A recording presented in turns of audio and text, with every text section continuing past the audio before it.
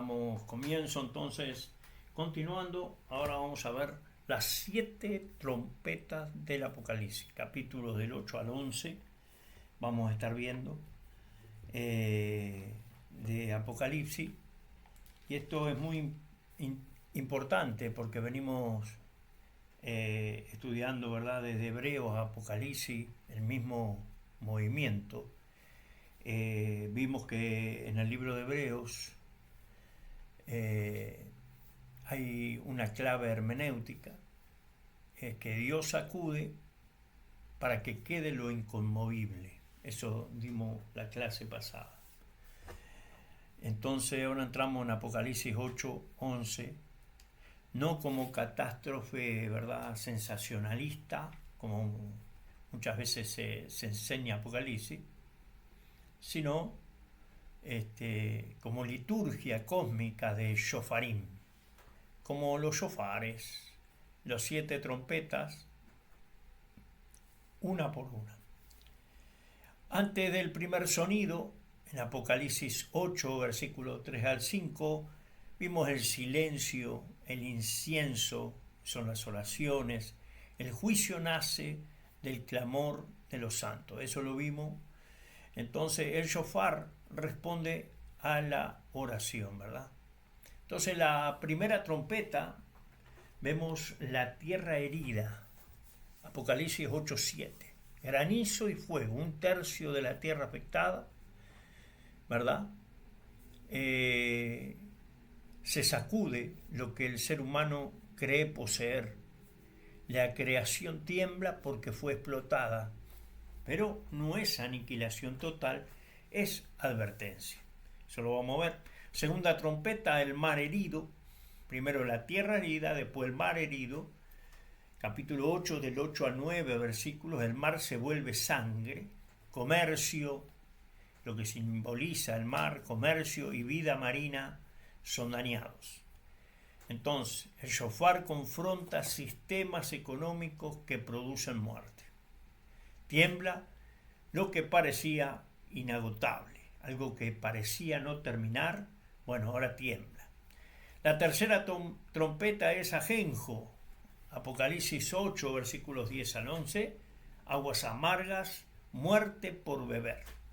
La fuente interior está contaminada, eso lo vamos a ver, no es solo afuera, el shofar revela o la trompeta revela que estamos bebiendo ideas, idolatrías, mentiras, ya eso lo vamos a profundizar.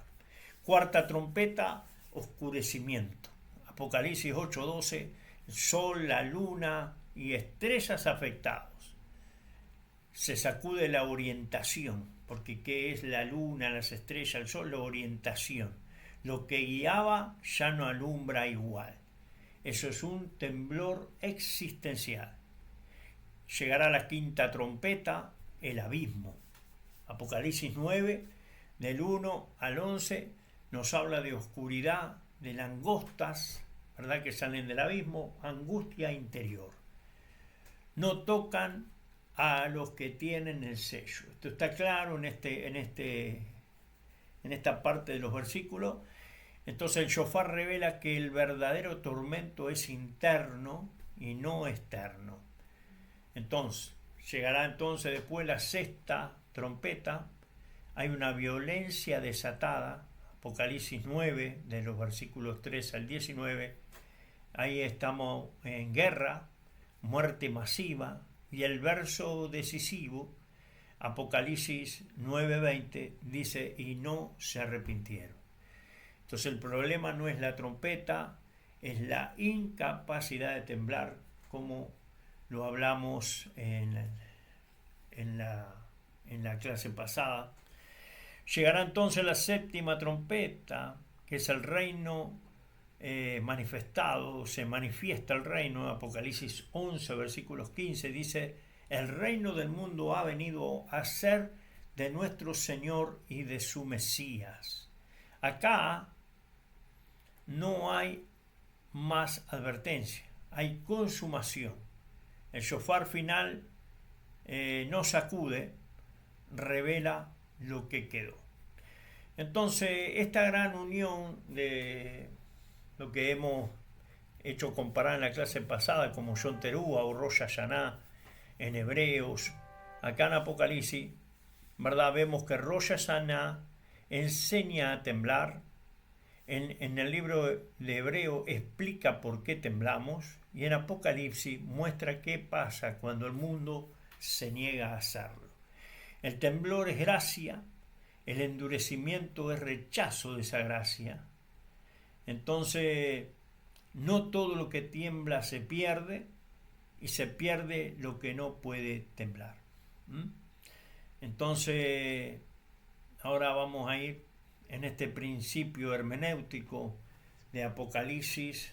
Es un éxodo releído proféticamente, porque Apocalipsis y Éxodo, Shemot, es decir, la revelación de Yeshua el Mesías,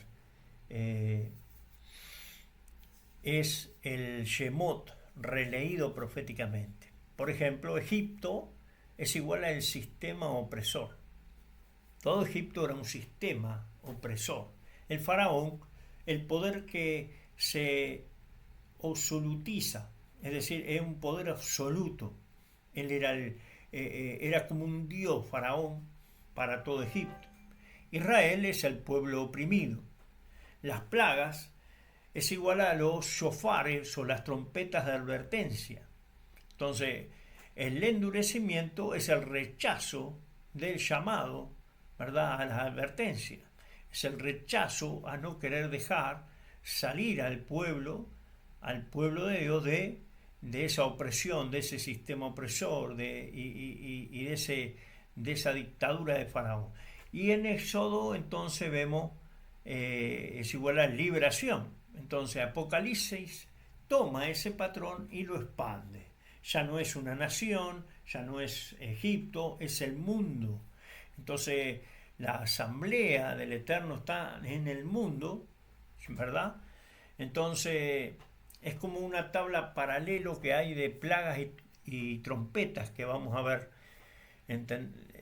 Vamos a poder entender que primero el agua convertida en sangre, lo vemos en Éxodo, o en Shemot 7, ¿verdad? Capítulo 7, versos 20-21, el Nilo se vuelve sangre. Y en Apocalipsis 8:8, del 8 al 10 y 11, el mar y las aguas se vuelven sangre y amargas.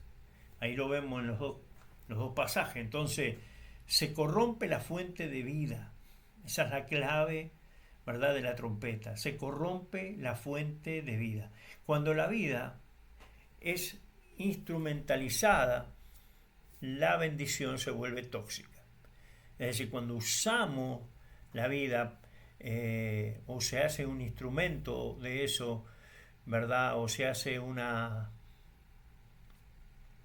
entonces eso se vuelve tóxico, muy tóxico. Lo segundo, granizo y fuego. En Éxodo 9, 22-24 dice granizo mezclado con fuego. También entonces lo repetimos en Apocalipsis 8:7, dice granizo y fuego lanzado sobre la tierra. Entonces, acá habla de esta trompeta, de la seguridad falsa que es sacudida. Hay una seguridad falsa que está siendo sacudida tanto en Shemot, en Éxodo, en aquel tiempo en Egipto, como ahora en Apocalipsis vemos lo mismo. Lo que parecía estable no lo es. Ya no es estable, ya no hay seguridad. Entonces la tercera, que vemos como paralelo, es oscuridad.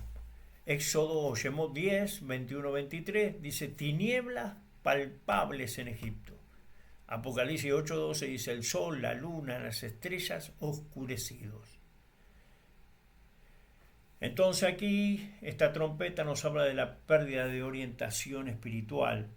No es solo falta de luz, es desorden interior. En la cuarta vamos a ver langostas, Éxodo 10, del 12 al 15, vamos a encontrar allí langostas devoran la tierra. Pero en Apocalipsis también vamos a ver las langostas, en el capítulo 9, del 1 al 11, dice, langosta del abismo atormentan. Entonces la clave de esta trompeta, de este shofar, en Shemot destruye lo exterior y en Apocalipsis atormentan lo interior. Entonces el juicio se está volviendo más profundo, es decir, el juicio se viene cada vez con más profundidad como en Egipto. La quinta trompeta es una muerte, es escala diferente. En Éxodo 12, 29, 30 es la muerte de los primogénitos. En Apocalipsis 9, 18 muere la tercera parte de la humanidad.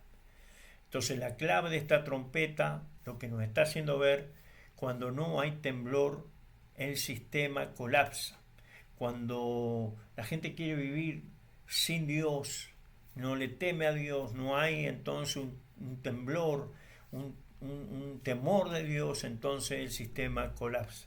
No es castigo arbitrario, es consecuencia del rechazo, es consecuencia de no escuchar, es consecuencia de no atender la advertencia, de no escuchar el llamado de la trompeta del shofar, ¿sí? Entonces, el punto más importante, que es el corazón, porque ahí está la diferencia cuando suena la trompeta. El Éxodo 9:34 dice que Faraón endureció su corazón. Y Apocalipsis 9:20 nos dice, no se arrepintieron. No se arrepintieron. Mismo patrón, misma tragedia. La gran diferencia entre Shemot, Éxodo y Apocalipsis, la revelación de Yeshua el Mesías, en Egipto Dios libera a un pueblo de un sistema, el juicio abre camino al éxodo, a la libertad.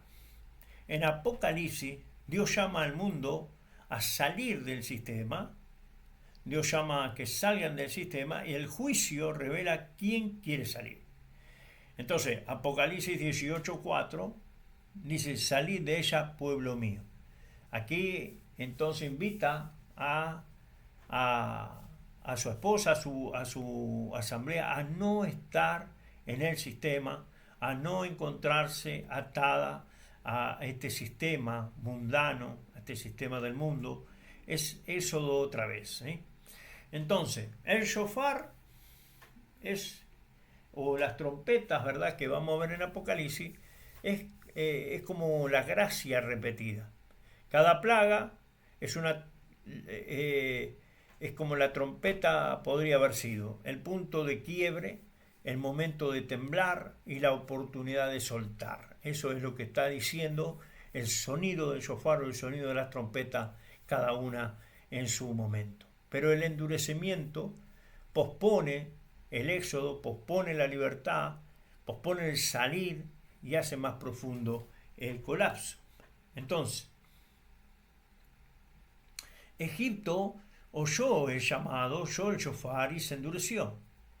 El desierto oyó el shofar, oyó la trompeta y tembló. Apocalipsis vuelve a tocar el shofar, vuelve a tocar las trompetas para ver quién aprendió la lección. Entonces, en este tiempo que vamos a tomarnos ahora, vamos a ver trompeta por trompeta, ¿verdad?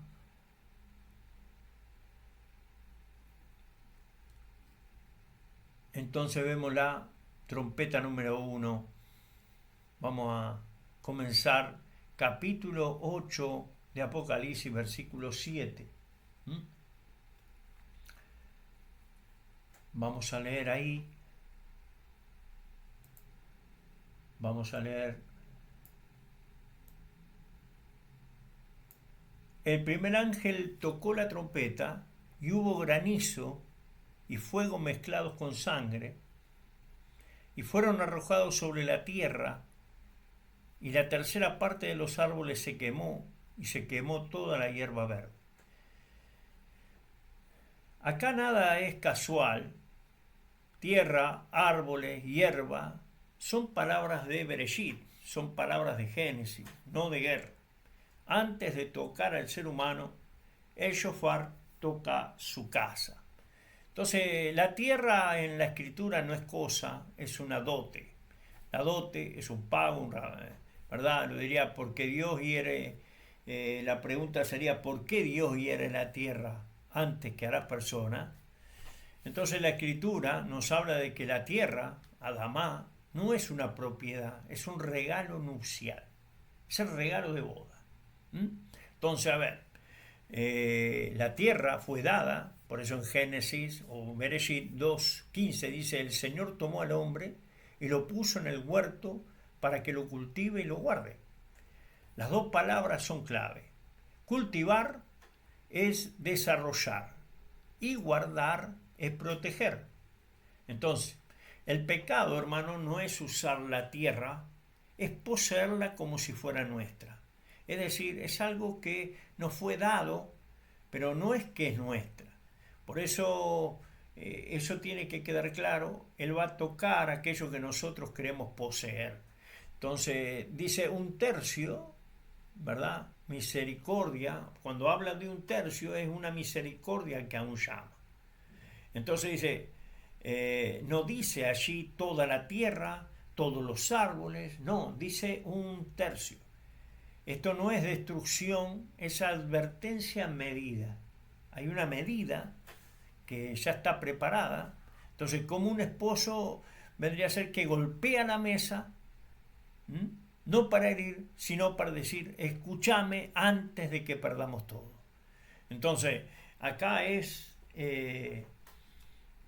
esto de la clave nupcial. Nosotros vemos a este esposo llamando a esta novia, volviéndola en sí, y golpeando lo que ella pretende poseer o cree poseer, que es la casa donde está viviendo, pero entonces él golpea allí. Amos 4, del 6 al 11 dice, os herí, pero no os volviste a mí. Siempre parcial, ¿verdad? Siempre con espacio para volver, siempre como tratando de que hagan teshuvá, de que se arrepientan. Granizo y fuego, dice, son dos testigos opuestos, el agua y el fuego. Granizo y fuego no deberían coexistir. Uno apaga al otro y así es como, y muy violentamente, ¿verdad? Por eso hay una oración muy famosa o que muchos conocen, mismo en el judaísmo, que dice, el que hizo la paz en el cielo, haga la paz en la tierra, ¿verdad? Y hacer la paz en el cielo es juntar el fuego y el agua y que haya paz. Es decir, ¿cómo puede haber paz entre el fuego y el agua si son dos cosas que no pueden coexistir juntas? Sin embargo, arriba está el agua y el fuego, la lluvia, pero también están los relámpagos, el trueno. El fuego se junta con el agua, es una cosa extraordinaria que nadie puede explicar. Él hizo la paz arriba, ¿cómo no hará la paz abajo? Entonces, en la escritura, cuando aparecen juntos, ¿verdad? El agua y el fuego, es señal de un juicio extraordinario. Es algo impresionante. Shemot 9:24, en la séptima plaga, dice que granizo y fuego mezclados vinieron. Entonces el mismo lenguaje, la misma clave. Egipto explotó la tierra para construir imperios, ahora la tierra responde. Entonces la creación tiembla porque es testigo del pacto. Romanos 8:22 nos habla de que la creación gime con dolores de parto, no grita como víctima, gime como esposa traicionada. Entonces la tierra no es neutral, recuerda para quién fue creada. No puede dejar de gemir, ¿verdad? Cuando el hombre rompe el pacto, la creación lo siente primero. Entonces habla de árboles y hierba, ¿verdad? Lo que da vida cotidiana, quiere decir, en una interpretación nupcial de la casa aquí, lo que da vida cotidiana. No se queman palacios, no se caen tronos, se quema lo que da sombra, lo que alimenta, lo que sostiene la vida simple. Y esto es pedagógico, esto es para enseñar, para mostrar que Dios no ataca el lujo, sacude lo básico para preguntar en qué estás apoyando tu vida. Es como decir, a ver, mi esposa me espera, me está esperando, en qué confía, si se le quitan estas cosas, ¿en qué apoya ella su vida, verdad? Entonces es como que las trompetas suenan como un aviso, como un llamado a arrepentimiento, como un llamado a decir, ojo, a ver, ¿dónde estás parado? Es como un John Terúa que nos pregunta, ¿sos justo, sos un rayá o sos un Benoni? Y ahora estamos para arreglar. Entonces la clave nupcial, herir la dote para salvar la relación. El novio quiere salvar la relación porque ve que ahí hay, eh, hay apego y hay como un apoyo a cosas que no tiene que apoyarse, ¿verdad? La novia. El lenguaje nupcial, entonces, la tierra, que es la dote, ¿verdad?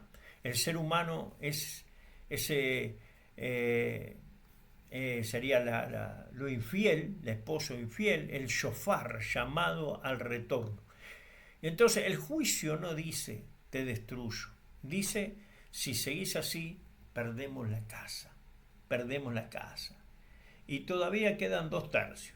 Eso es amor que advierte. Es muy bueno saber que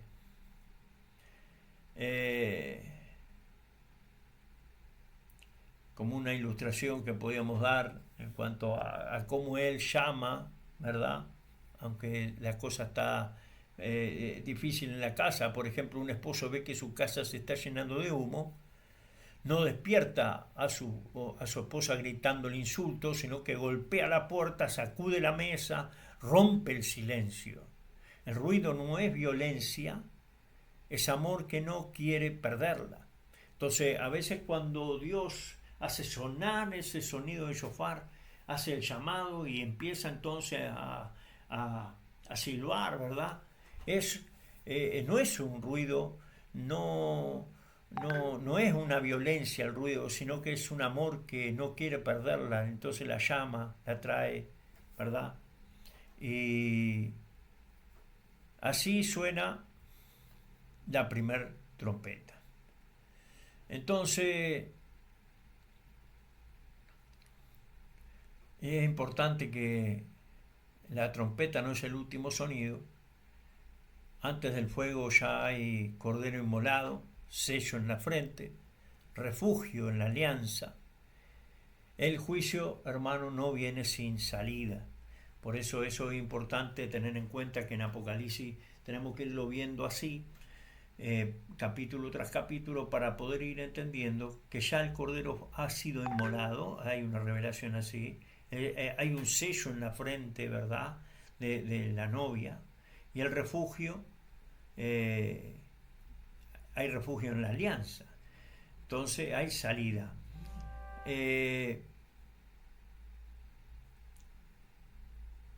Entonces la primera trompeta no es que destruye la creación, sino que la despierta. Los shofares, las trompetas, vienen para despertar, para llamar, son convocación. Sacude la tierra porque la tierra fue hecha para el amor, no para el abuso.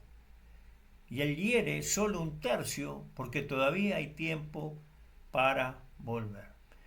Segunda trompeta, vamos a ver la segunda trompeta que nos va a hablar de el mar herido.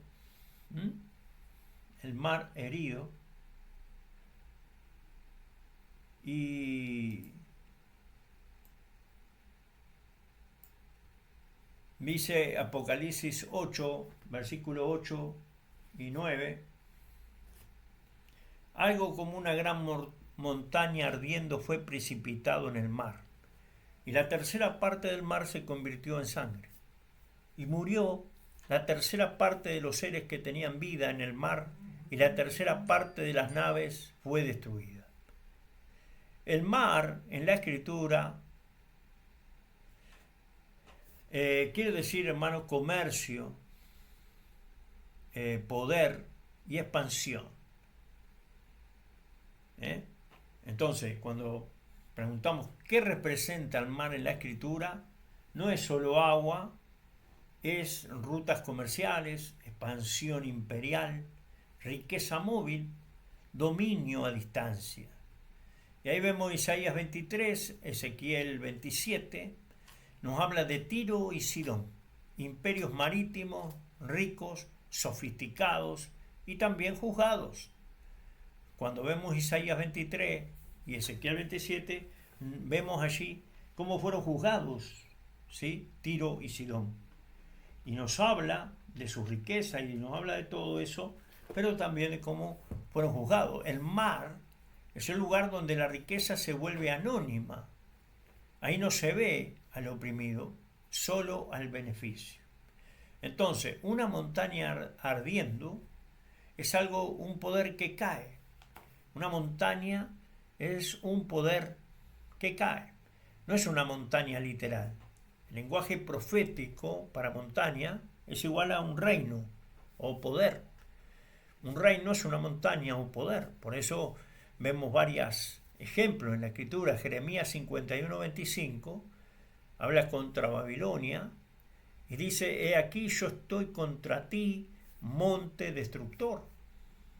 Cuando dice monte destructor está hablando de Babilonia, de un reino, de un poder, de un imperio que es un destructor. Entonces lo pone como montaña, monte destructor, dice Jeremías. La imagen es clara, un sistema, ¿verdad? Es un sistema encendido por su propia ambición, cae en el mar que lo sostuvo. Entonces, el poder económico, que es el mar, cae dentro de su propio circuito.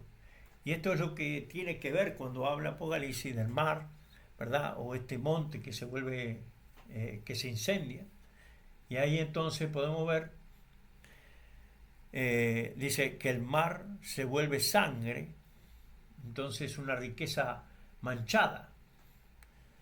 Como en Egipto, por ejemplo, en Shemot 7:20, Éxodo 7:20, el Nilo se vuelve sangre, la fuente de vida y prosperidad revela lo que le costó sostenerla. Hay sangre, hay justicias, seguramente. En Apocalipsis el comercio sigue, las rutas siguen, pero ahora huelen a sangre. Entonces esta trompeta, el shofar de esta segunda trompeta, no destruye el sistema primero, sino que lo desenmascara, lo muestra tal cual. Entonces dice, las naves destruidas, ¿sí? Las naves destruidas, como dice allí, es economía interrumpida. Se interrumpe la economía porque si no hay naves no pueden transportar. Entonces las naves representan la logística, ¿verdad? El intercambio, la seguridad económica. Y cuando caen, cuando son destruidas las naves, no cae solo el lujo, cae la confianza. Entonces por eso Apocalipsis 18:17 nos habla de que en una hora fue desolada tanta riqueza. La trompeta sacude lo que parecía intocable. Es decir, a veces el mundo está basado en esa seguridad, esto no va a caer nunca, esto se está haciendo grande, esto es intocable, esto no va a poder... Bueno, Apocalipsis 18:17 dice, en una hora fue desolada tanta riqueza.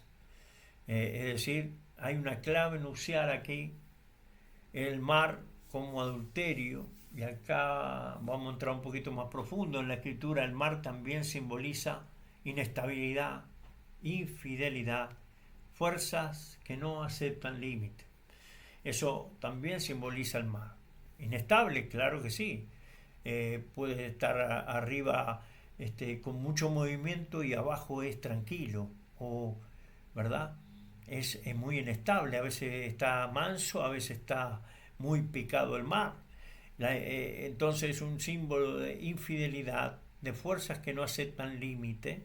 En Oseas 2, por ejemplo, Dios acusa a Israel no de pobreza, sino de fuiste tras tus amantes creyendo que ellos te daban el pan. Entonces el comercio idolatrado se vuelve amante, no herramienta. ¿Sí?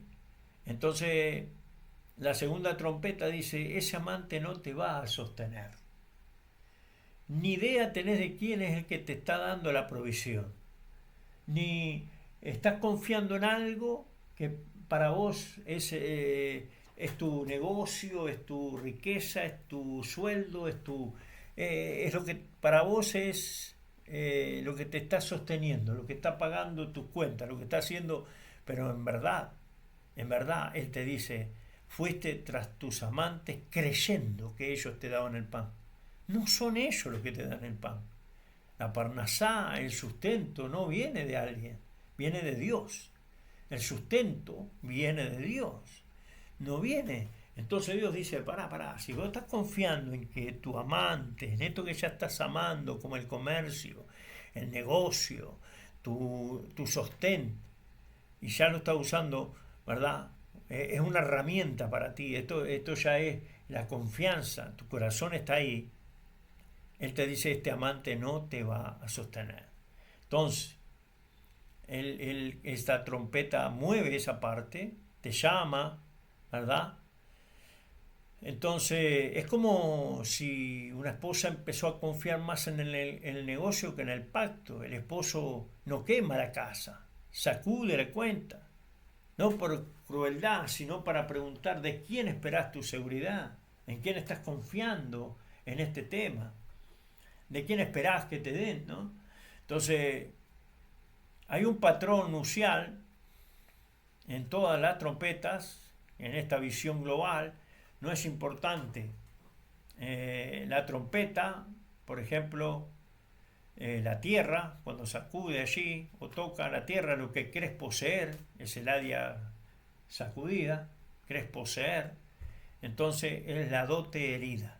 Te dieron algo, en verdad, pero ahora te lo están tocando. El mar, cuando tocan el mar, es el área sacudida lo que te da seguridad, es decir, eso que te sostiene, ese negocio, aquello que pensás que esto vamos a llegar con esto. Esos son, en la clave nupcial, los amantes falsos. Amantes falsos, ¿sí? Entonces toca las aguas, lo que bebes interiormente. Entonces la tercera plaga o la tercera trompeta va a tocar la intimidad contaminada, ¿sí? En la clave nupcial. La cuarta, los cielos, ¿verdad? Toca el sol, la luna, las estrellas. Entonces el área sacudida es lo que te orienta. Y en la clave nupcial es la pérdida de la guía. Perdemos la guía. Ya la esposa no sabe qué hacer, no sabe, ya no hay una guía, ya no cuenta con el esposo. La quinta es el abismo, el interior, ¿verdad? Lo interior, lo que se sacude, la parte más interna. Y en la clave nupcial, dolor por infidelidad persistente.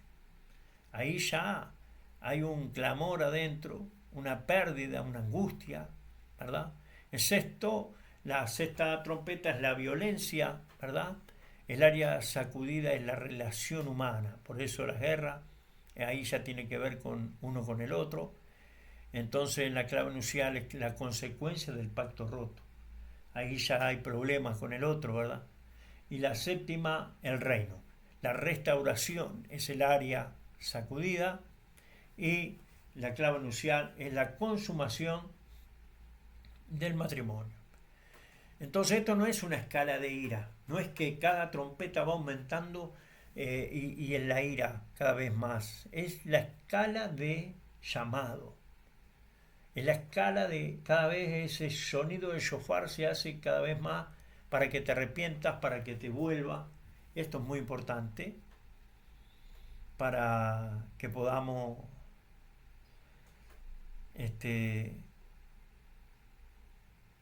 poder ir aplicando también a nuestra vida, ¿sí?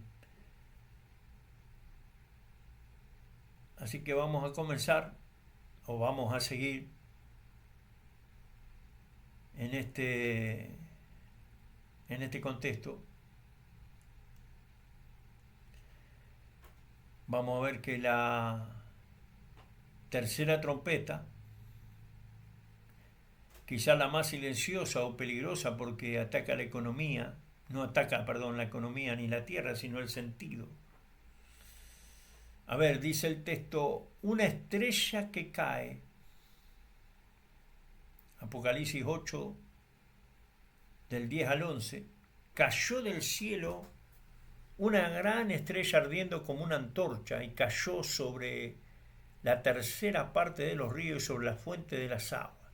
El nombre de la estrella es Ajenjo, y muchos hombres murieron a causa de las aguas porque se hicieron amargas. Entonces, a ver, detengámonos un poco. Estrella, cielo, fuentes, amargura.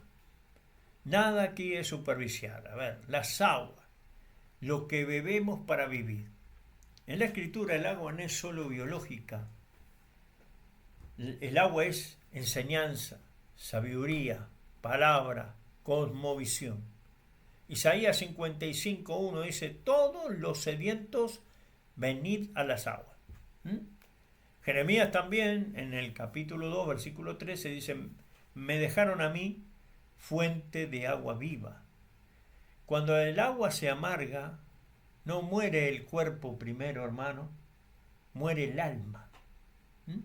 Entonces, acá habla de las palabras, la enseñanza amarga, la sabiduría amarga, ¿verdad? Ajenjo, amargura que se vuelve sistema. Ajenjo, en hebreo, la haná, no es solo una planta. En la Biblia simboliza corrupción del juicio, injusticia normalizada, verdad tóxica o verdad torcida. Es una verdad que se cambió. Amós 5:7. Amós 5:7 dice, convierten el derecho en ajenjo, en amargura. El derecho, la justicia, en amargura. Jeremías 9:15 dice, les daré a beber agua de ajenjo. Acá entonces ya Jeremías estaba profetizando lo que después en Apocalipsis le vemos un cumplimiento. Les daré a beber agua de amargura, agua de ajenjo. El juicio no es que falte agua, sino que el agua engañe, sea engaño. La estrella que cae, ¿sí?, habla del liderazgo que pierde altura, ¿verdad? Una estrella que cae. Las estrellas tienen que ver mucho con el liderazgo y entonces estaría cayendo o estaría perdiendo altura. Entonces la pregunta que podemos hacer es ¿por qué cae una estrella y no una roca? Porque en el lenguaje bíblico, estrella, líder, guía o maestro, un referente, ¿verdad? Daniel 12:3 dice, los que enseñan justicia brillarán como estrellas. Los que enseñan justicia brillarán como estrellas. Quiere decir, entonces él está asociando, ¿verdad?, las estrellas con los que enseñan. Los que enseñan justicia son como estrellas. Entonces, cuando cae una estrella, ¿verdad?, caen estos maestros o caen estos líderes, estos guías, ¿verdad? La tercera trompeta entonces habla de autoridades espirituales o culturales que caen, pero siguen brillando y envenenan. Sigue brillando ese líder, esa guía, ese maestro, ese referente, ¿verdad? Pero que traen ¿qué? Amargura, que traen engaño. Eso es lo que está hablando y eso es lo más peligroso. Porque no es que ellos siguen estando, siguen brillando. Entonces ahí se arma el conflicto. Hay una crisis de sentido. Beber y morir. ¿verdad? Esto tiene que ver con esta trompeta. El texto dice algo tremendo. Por ejemplo, dice, muchos murieron porque bebieron. Muchos murieron porque bebieron. No por hambre, no por sequía. Murieron buscando vida. ¿Se entiende? Esta trompeta describe una época donde hay discursos, hay espiritualidad, hay sentido aparente, ¿verdad? Hay mucha información, pero todo deja un sabor amargo. Esto es lo que habla aquí Apocalipsis. En esta clave nupcial, la intimidad contaminada. En el lenguaje de alianza, beber juntos es una intimidad. Compartir agua es confianza. Proverbios 5:15 dice, bebe el agua de tu propia cisterna. ¿Sí? El ajenjo es adulterio interior. El ajenjo es adulterio interior. No es irse con otro amante externo como el mar, sino dejar que otro contamine la conversación íntima.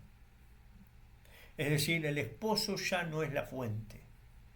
Es como Eva cuando dejó que la serpiente hablara, cuando la serpiente pusiera ya una duda allí, entonces ya no era la fuente de Eva, ya no era Adán, ¿verdad? Ya no era la palabra que Dios le había dado a Adán, ahora era la palabra de la serpiente. Entonces, la esposa, pongámosle aquí, no se fue de la casa, solo empezó a escuchar otras voces. Mientras seguía sentada a la mesa, el agua seguía fluyendo, pero ya no sanaba. Entonces,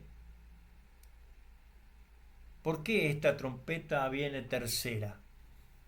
Porque la tierra, posesión, la segunda mar es seguridad y las aguas, sentido. Cuando perdés el sentido, ya no sabes por qué cuidar la tierra ni para qué buscar seguridad.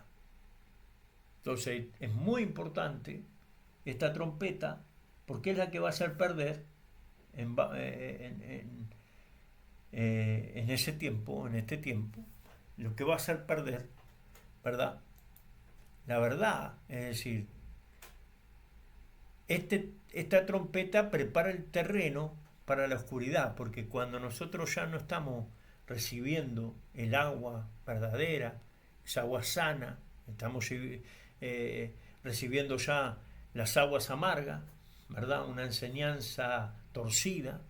Bueno, lo que está preparando es la cuarta trompeta, que es la oscuridad. Entonces, ajenjo hoy, ¿verdad? Sin moralismo, esta trompeta o este shofar no acusa el pensamiento crítico, la duda, la búsqueda, ¿verdad? No, eso tiene que haber. El pensamiento crítico, la duda, la búsqueda, eso tiene que estar.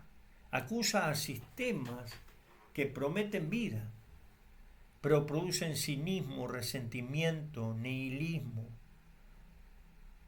Entonces el síntoma no es el error, es la amargura. El síntoma es la amargura. ¿Cuál es el antídoto? ¿Cuál es lo que hay que hacer? El arrepentimiento y la vuelta, el retorno, ¿verdad? Volver a la fuente.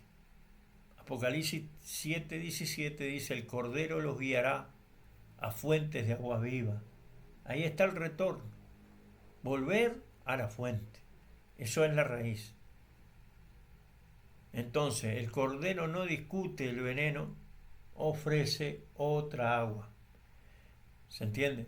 Entonces, ¿qué simboliza esto? Aguas amargas, ¿sí? Síntesis de esta trompeta que estamos desarrollando, que es la tercera. Entonces, la tercera trompeta no quita el agua, no, va a haber agua. Quita la ilusión de que cualquier agua sirve, de que cualquier enseñanza está bien, de que cualquier información nos ayuda. Y cuando el sentido se amarga, Dios no castiga la sed. Él vuelve a ofrecer la fuente. Es decir, volvé a la Torá, volvé al Taná, volvé a la verdad, volvé a la enseñanza que no se tuerce, ¿sí? Entonces, tenemos un ejemplo en Juan capítulo 4, el ajenjo y la samaritana, podemos ver de la amargura a la fuente verdadera. ¿Cómo podemos ver esto? Juan capítulo 4, versículos 13 y 14, el que beba de esta agua volverá a tener sed, le dice, pero el que beba del agua que yo le daré no tendrá sed jamás. Entonces Yeshua no empieza acusando, empieza hablando de agua. Eso ya nos coloca en Apocalipsis 8, ¿sí? La samaritana tiene esa sed, pero con experiencia religiosa. Ella no es pagana, no es ignorante, tiene tradición, tiene pozo, tiene historia. En Juan capítulo 4, versículo 12 dice, ¿eres tú mayor que nuestro padre Jacob? Tiene una fuente heredada. Ella ha heredado una fuente, para ella la de Jacob, pero esa fuente no sacia. Eso es ajenjo. El agua real, tradición real, pero sabor amargo. Eso es ajenjo, ¿eh? Agua real, tradición real, pero sabor amargo. Y él le dice, ¿verdad? 5 maridos, no moralismo, sino alianzas rotas. Yeshua sabe de lo que está hablando, esta mujer también sabe de lo que le habla. 5 maridos, sino alianzas rotas. Un lenguaje profético, marido es el pacto, la relación es la alianza, ¿verdad? La mujer ha buscado sentido en vínculos, sistemas, pertenencia, y sigue con sed. Ha tenido maridos, ha tenido diferentes pactos, ha tenido relación, alianzas, pero sigue con sed. Ajenjo no es pecado grosero, es sed mal dirigida. Entonces Yeshua, como antítesis de ajenjo, promete vida, ¿verdad? A algo que ajenjo promete vida, produce amargura y mata lentamente. Pero Yeshua promete vida, produce verdad y sana desde adentro. Y eso es lo que vemos en Juan, capítulo 4. Mira el versículo 18 lo que dice. El que ahora tenés no es tu marido. Pero, a ver, le habla así y no la condena. Le devuelve el lenguaje del pacto. Le sigue diciendo, porque marido es pacto, ¿verdad? Entonces, le habla en una clave nupcial explícita. Ella corre a decir, vengan a ver a un hombre. No dice a un profeta, dice a un hombre. El lenguaje nupcial. Porque en Oseas 2:16 dice, me llamarás mi esposo y no mi señor. El agua viva es relación restaurada, no solo doctrina. Es una relación de restauración con el esposo, ¿verdad? Entonces no tiene que ver con doctrina nada más. Debe de beber esta mujer, de tener sed en un primer momento, de beber esa agua, a convertirse en fuente. En Juan 4:28 dice que dejó su cántaro. Y esto es tremendo. Deja el recipiente viejo y se vuelve mensajera. Lo opuesto a ajenjo. El agua ya no amarga, sino que ahora es un agua que fluye, un agua que sacia, un agua como el Mesías le dijo, ¿verdad?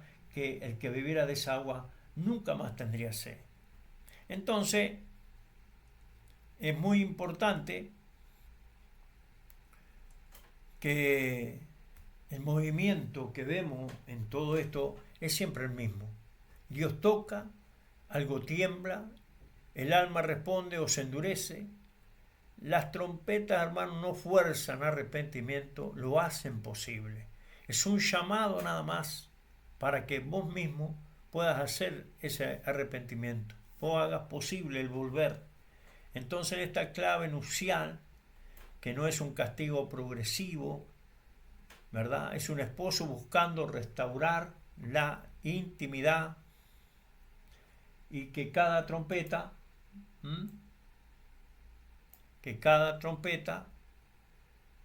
es una capa más profunda del vínculo. Entonces la última palabra, hermano, que vemos nosotros no es trompeta, es boda. Por eso Apocalipsis 21:2, la nueva Jerusalén ataviada como una esposa. Es muy interesante.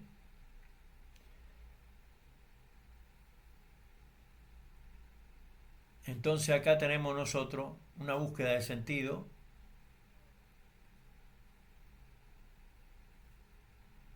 Ajenjo es beber sin amar.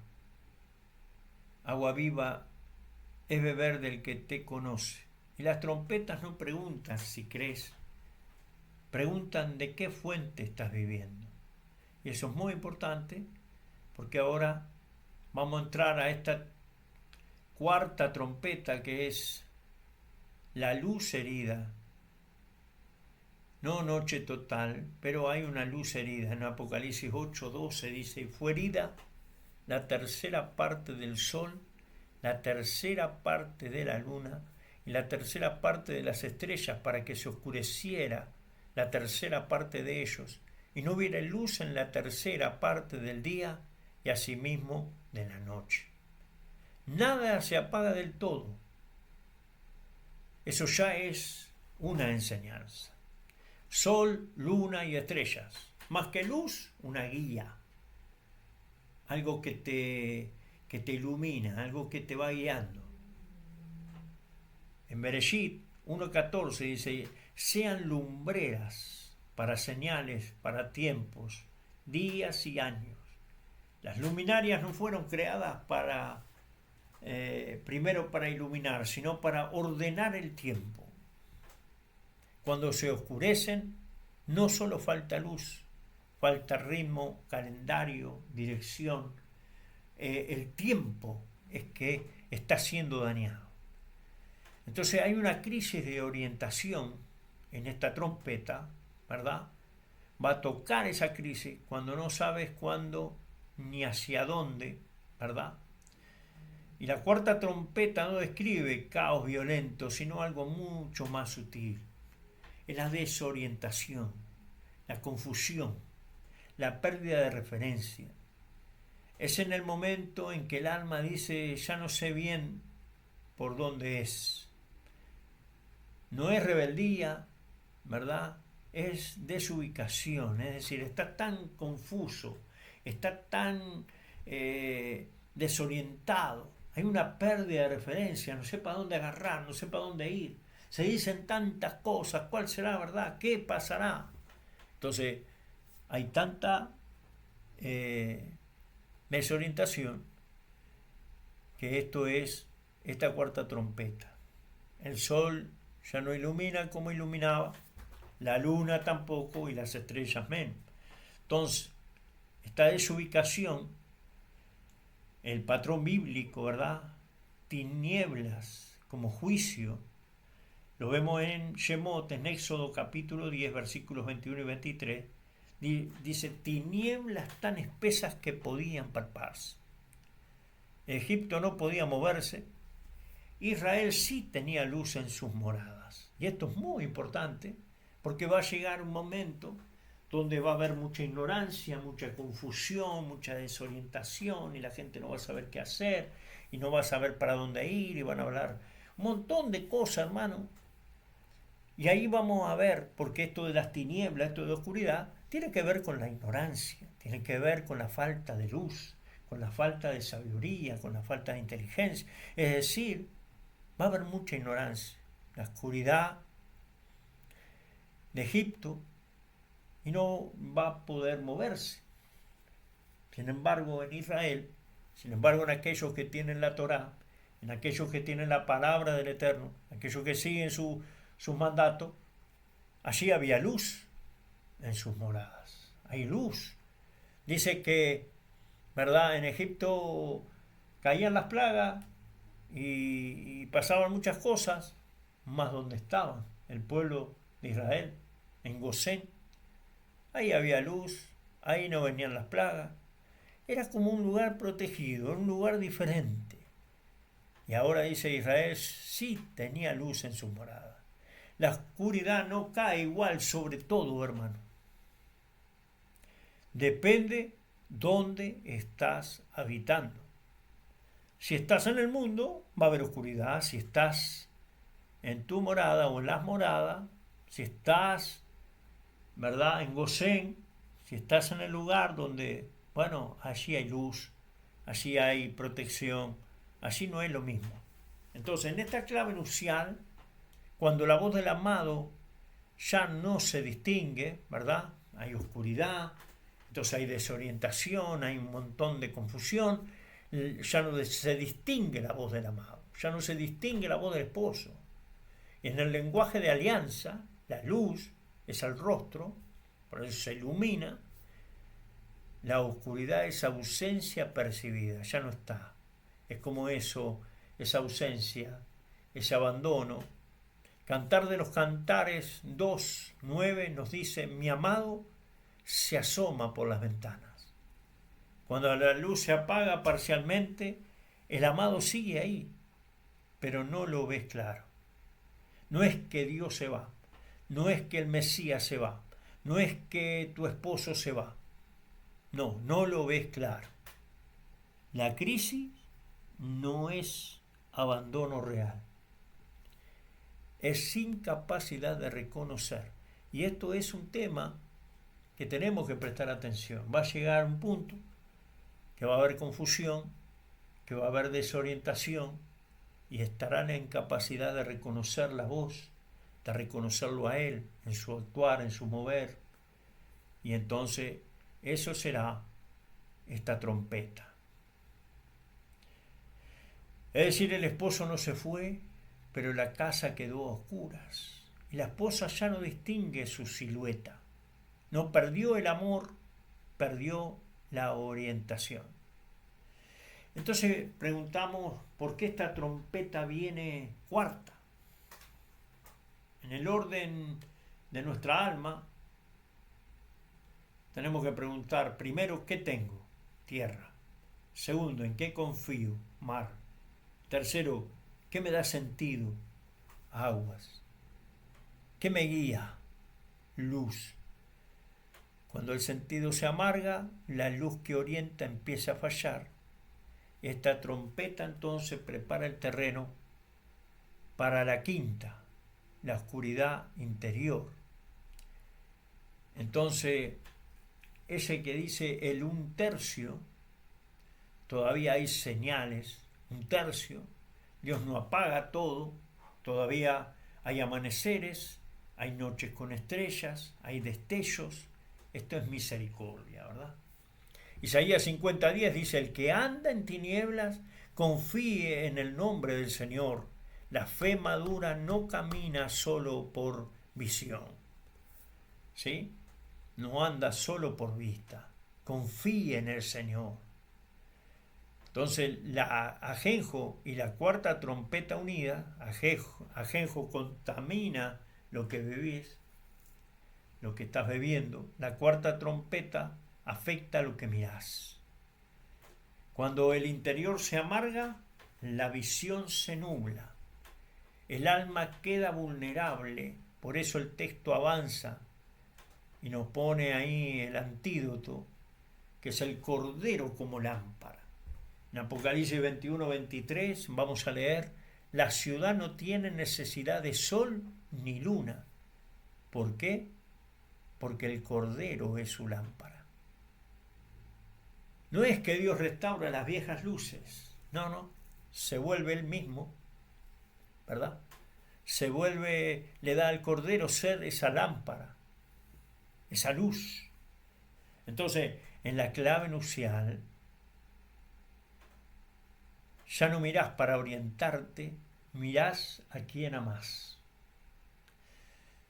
Entonces, la esposa tiene que ubicarse y no quitar la mirada, por eso dice, no quites tus ojos de aquel consumador de la fe, ¿verdad?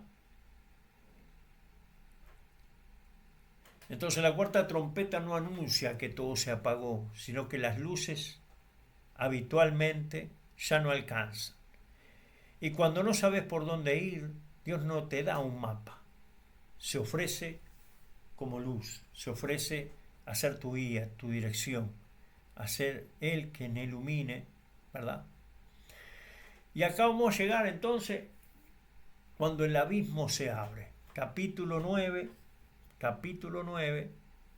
versículos del 1 al 6, dice, y vi una estrella que cayó del cielo a la tierra, y se le dio la llave del pozo del abismo. Abrió el pozo del abismo y subió humo, y el humo salieron langostas, y se les dio poder para atormentar a los hombres. Y en aquellos días los hombres buscarán la muerte y no la hallarán. Y esto no es destrucción externa, es un tormento interno o interior. El abismo no es el infierno, es profundidad no sanada. ¿Dónde está el abismo?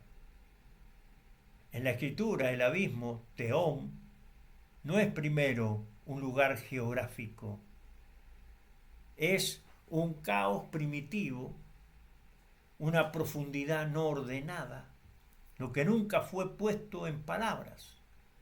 Bereshit 1:2, Génesis 1, versículo 2, dice, las tinieblas estaban sobre la faz del abismo. Estaban sobre la faz del abismo.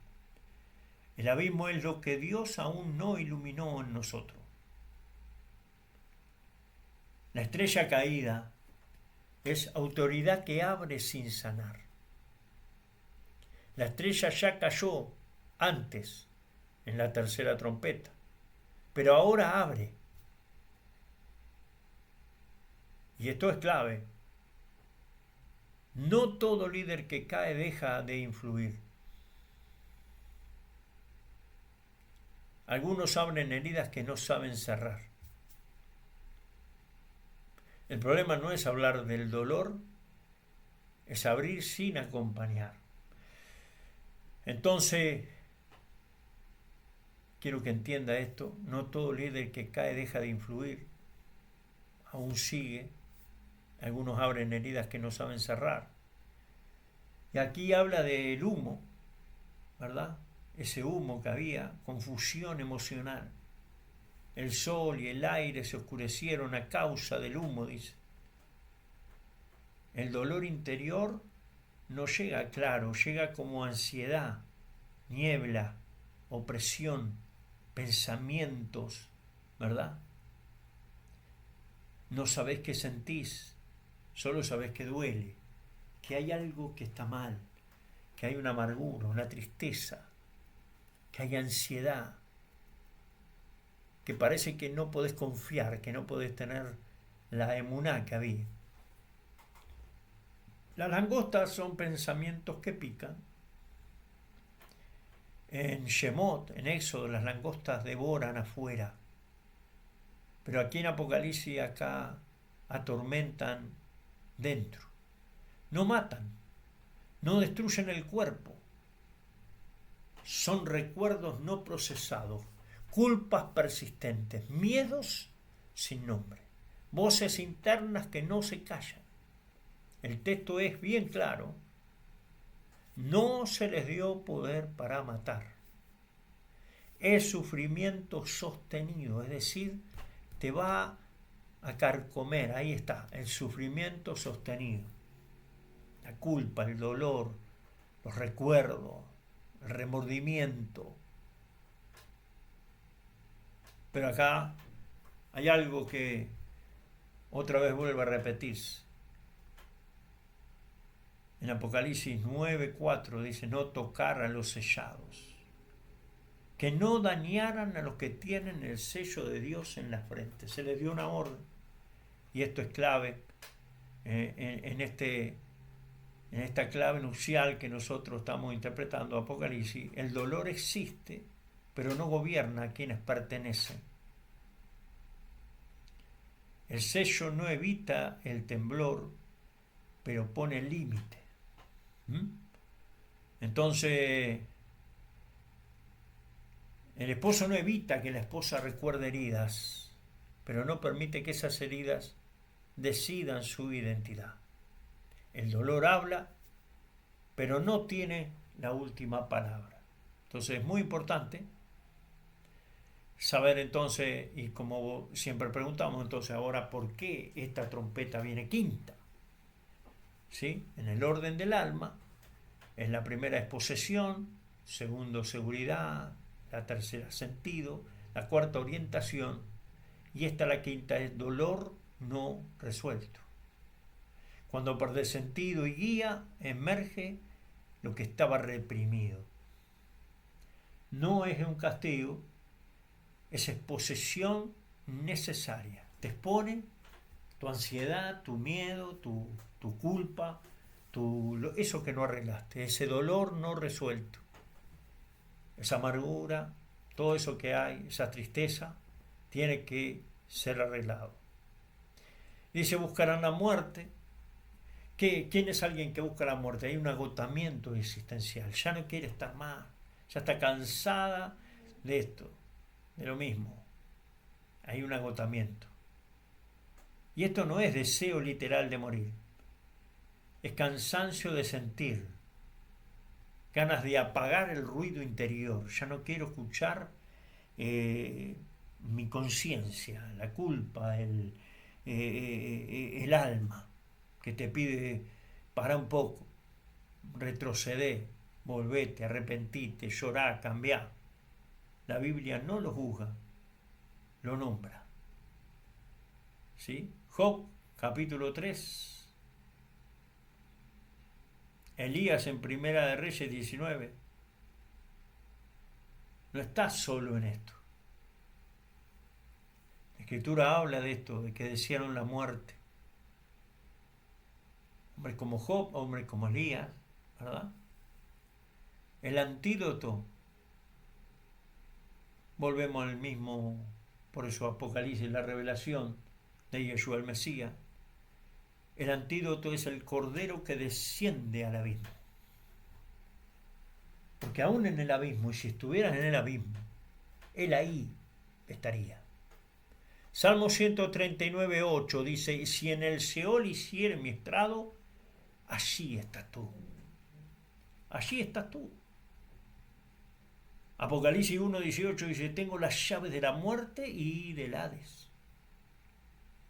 La quinta trompeta no termina en sanidad inmediata, pero anuncia algo decisivo. El abismo ya no es un lugar sin Dios. Si va al abismo, allí está Dios también.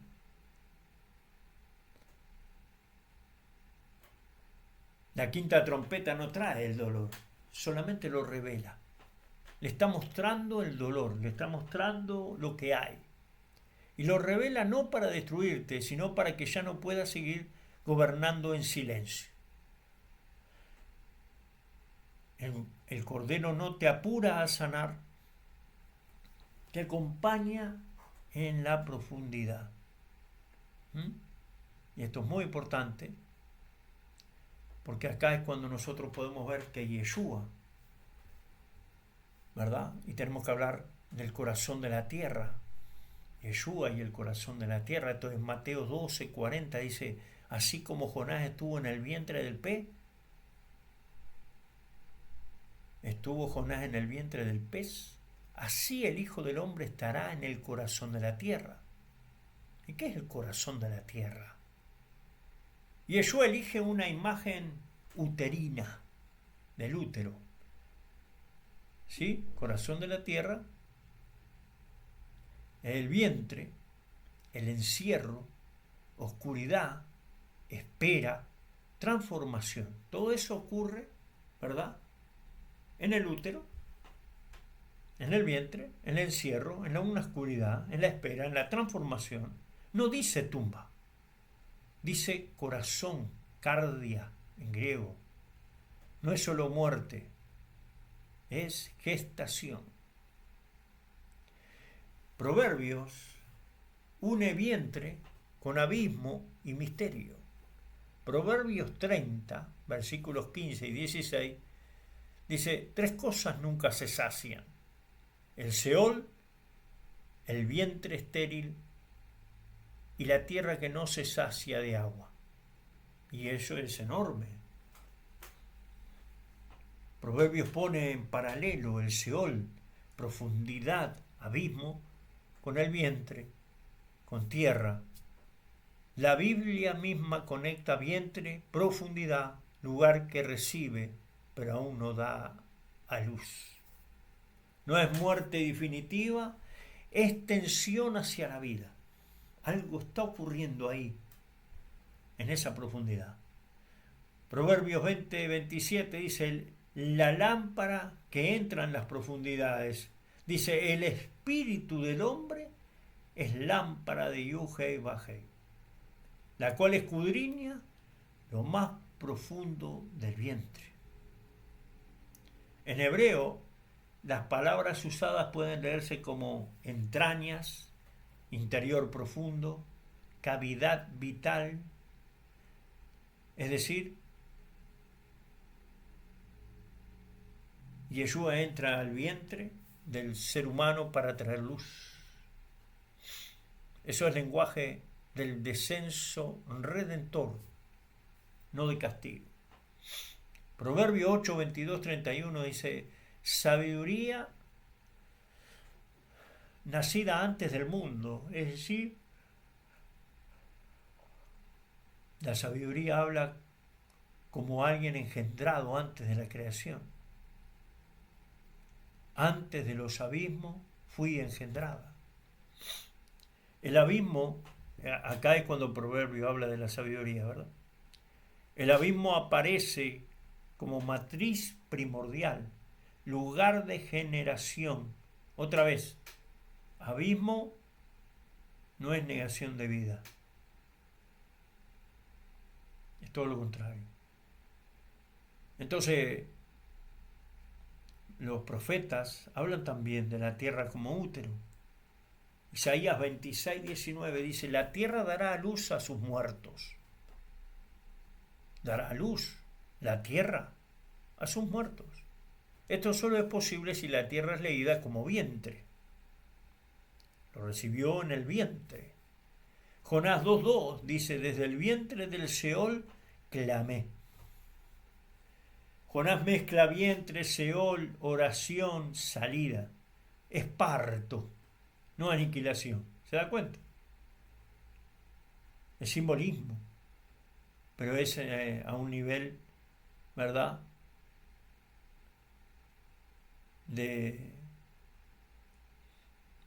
es a un nivel de vientre, de nacer, de parto.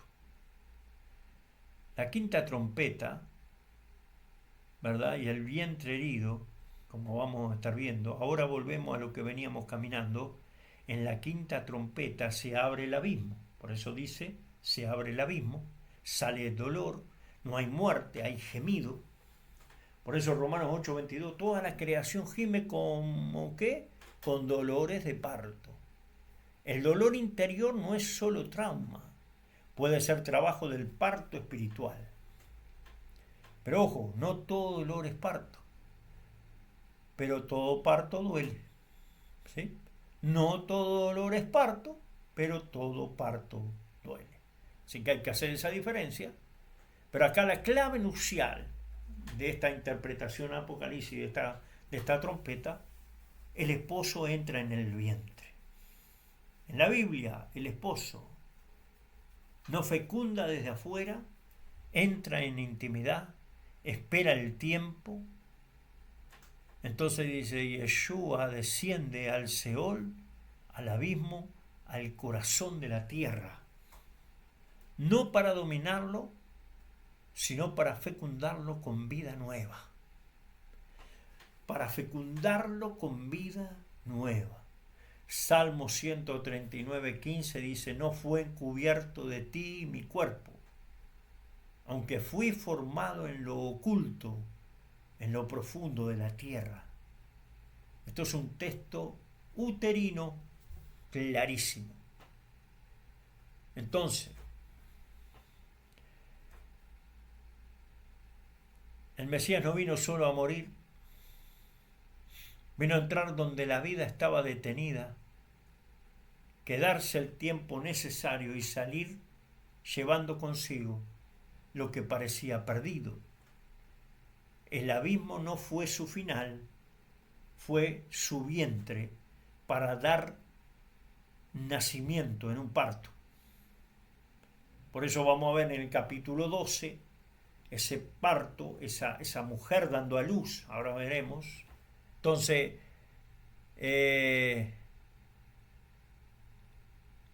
para ver las trompetas, ¿verdad?, que nos llevan hacia adentro. La primera trompeta, tierra, afuera. La segunda es mar, el sistema. La tercera es el agua, el sentido. La cuarta es luz, la orientación. La quinta es el abismo, el vientre del alma. Y Yeshua ya estuvo ahí. Por eso, el abismo no tiene la última palabra. El dolor no es estéril. La noche puede estar encinta.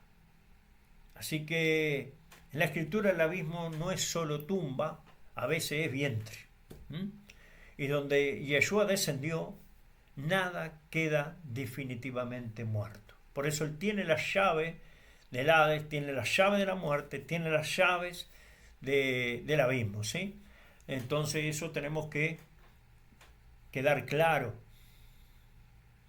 Entonces vemos ahora cuando se sueltan fuerzas contenidas, ¿verdad? La otra trompeta, Apocalipsis 9, del 13 al 16, dice: oí una voz que decía al sexto ángel: suelta a los 4 ángeles que están atados junto al gran río Éufrates, y fueron desatados para matar a la tercera parte de los hombres. Detengámonos aquí.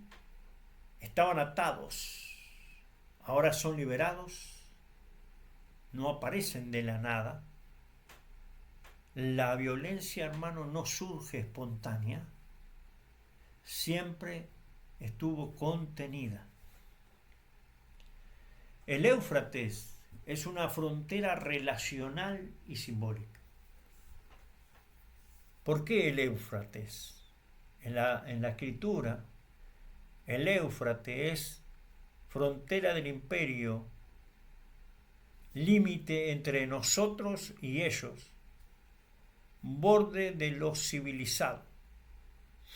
Bereshit 15, 18 dice que Dios marca el Éufrates como límite.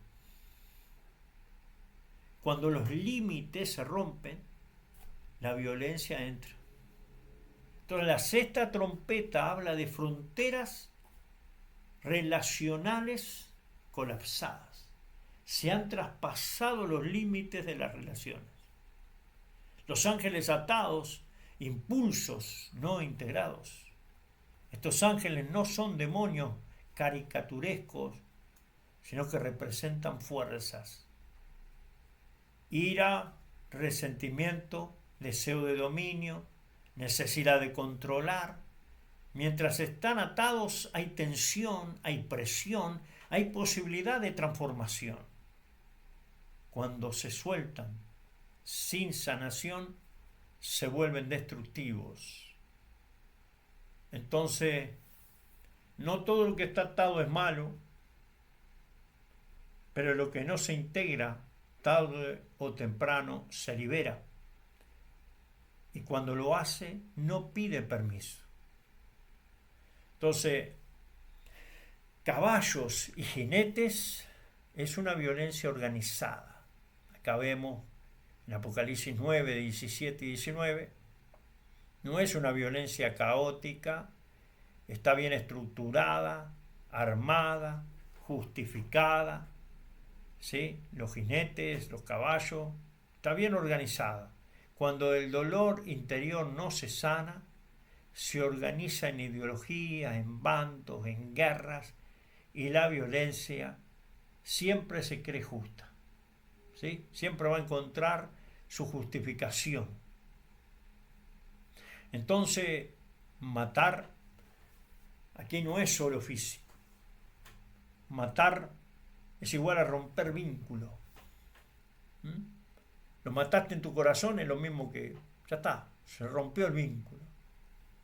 Eliminar al otro como sujeto, deshumanizar, todo eso es matarlo, no físicamente. Por eso en Mateo 5, 21 y 22, Yeshua une ira y homicidio. Aquel que se enoja simplemente con su hermano, dice, ¿verdad? Entonces, la sexta trompeta describe relaciones que ya no buscan comprender, palabras que matan, sistemas que aplastan. Esto habla de esta trompeta, que esto va a ser progresivo. La progresión del alma es muy importante. Entonces, para mirar en el orden que fuimos dando las trompetas, la primera es la pérdida de pertenencia. La 2 es la pérdida de seguridad. La tercera es la pérdida del sentido. La cuarta trompeta es la pérdida de orientación.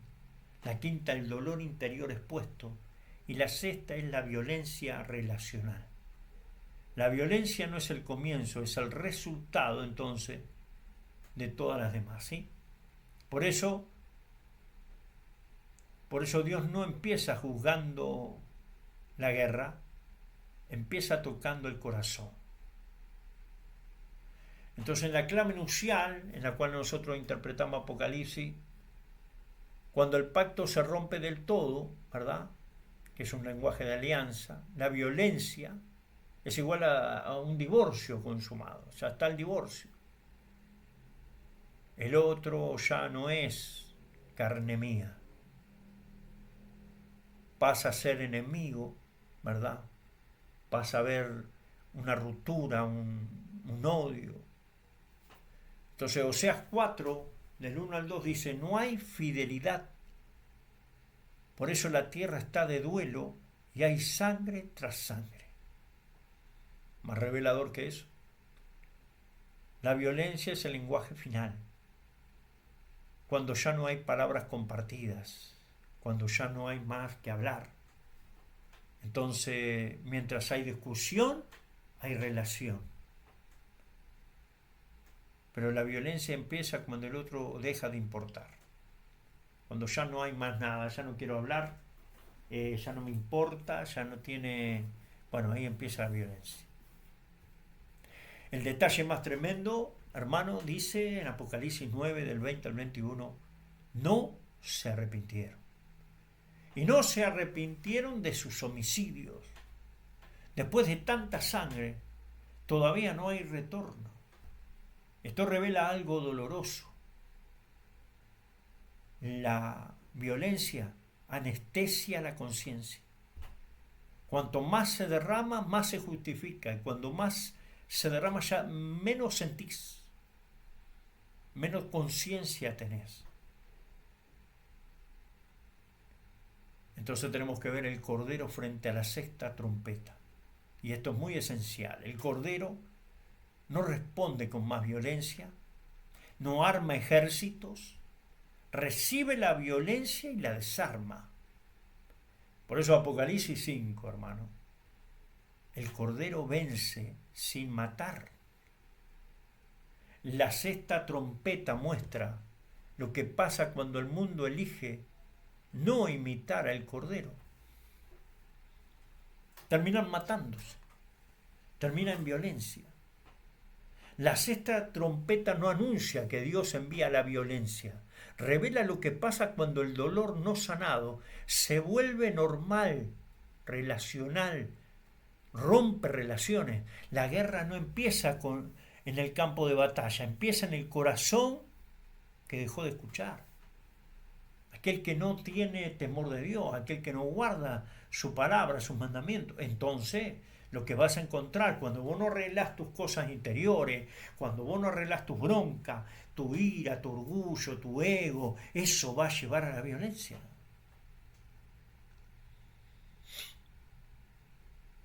Después de la violencia, solo quedan dos caminos: destrucción total, intervención divina que reordena todo. Por eso, la séptima trompeta no es otra crisis, es una irrupción del reino. Una irrupción del reino. Entonces, en Apocalipsis 11:15 vemos que cuando ya no hay advertencia, hay revelación. Dice, y el séptimo ángel tocó la trompeta, y hubo grandes voces en el cielo que decían, el reino del mundo ha venido a ser de nuestro Señor y de su Mesías, y él reinará por los siglos de los siglos. No hay granizo, sangre, oscuridad, langostas, hay proclamación. El shofar, la séptima trompeta o la última trompeta ya nos llama a volver. Anuncia que el retorno ocurrió. La séptima trompeta no introduce algo nuevo, manifiesta lo que siempre estuvo. El texto no dice, Dios tomó el reino, dice, ha venido a ser. Es reconocimiento, no conquista. La restauración no es imponer algo externo, es alinear lo disperso. Entonces la integración, lo que estaba fragmentado se reúne. Entonces recordemos el camino de las trompetas, del alma. Primero la tierra, pertenencia. Segundo el mar, seguridad. Tercera las aguas, el sentido.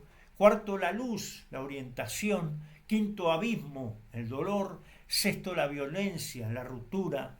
Y la séptima trompeta no toca una capa más. Las integra todas bajo un solo reinado. Colosenses 1:20 dice, por medio de él, reconciliar todas las cosas. Eso es integrar, eso es integración.